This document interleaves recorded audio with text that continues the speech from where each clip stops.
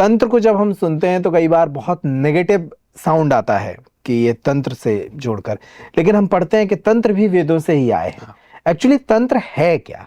देखिए, जो तंत्र है, तंत्र के लिए हमने आपको पहले मंत्र बताया कि मंत्र जो है वो मन को साधने का काम करती है। तो जो तंत्र है, तंत्र हमारा अथर्ववेद से निकला हुआ, जो हमारा वेद है अथर्ववेद, उस वेद में तंत्र क्रियाओं का उल्लेख बहुत विस्तार से किया गया। जैसे आप विज्ञान को देखते हैं, ज्ञान के सुव्यवस्थित ढंग को विज्ञान कहते हैं, ऐसे ही जो साधना की एक क्रिया बताई गई हैं, उस क्रिया के लिए जब हम एक विशेष रूप से प्रयोग करते हैं, तंत्र के माध्यम से करते हैं, तो उसको हम तंत्र साधना कहते हैं।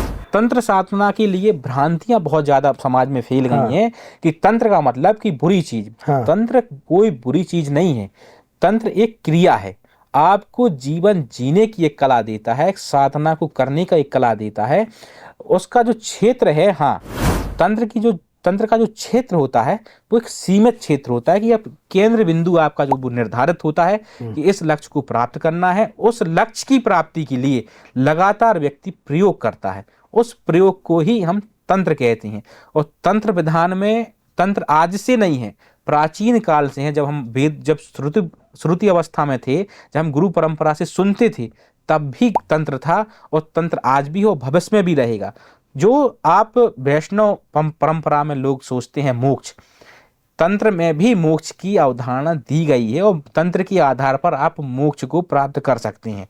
जो आपका आवागमन का चक्र है, उस चक्र को भी आप पार करके जीवन मुक्त हो सकते हैं, आप मोक्ष को प्राप्त कर सकते हैं।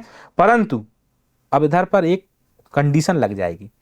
जब आप तंत्र का दुरुपयोग करते हैं, मिसयूज करते हैं, तो आप इस चक्र में फंस जाते हैं और आपको मोक्ष नहीं मिलता, और उनका जो जीवन होता है बड़ा कष्टप्रद होता है, क्योंकि तंत्र में क्षमा करने का मार्ग नहीं है। आपने प्रयोग किया, आपने जो गलती की, उसका दंड आपको तुरंत ही मिलेगा। आप जब साधना करते हैं, जब आप वैष्णव साधना करते हैं, ईश्वर की साधना करते हैं, अगर आपसे त्रुटि भी हो जाती है तो ईश्वर आपको माफ कर देता है। परंतु जब आप तंत्र के साधक होते हैं तो आपकी क्रिया की त्रुटि आपको 10 गुना अधिक रूप से उसका भोग करना पड़ेगा, उसके आप दोषी हो जाएंगे।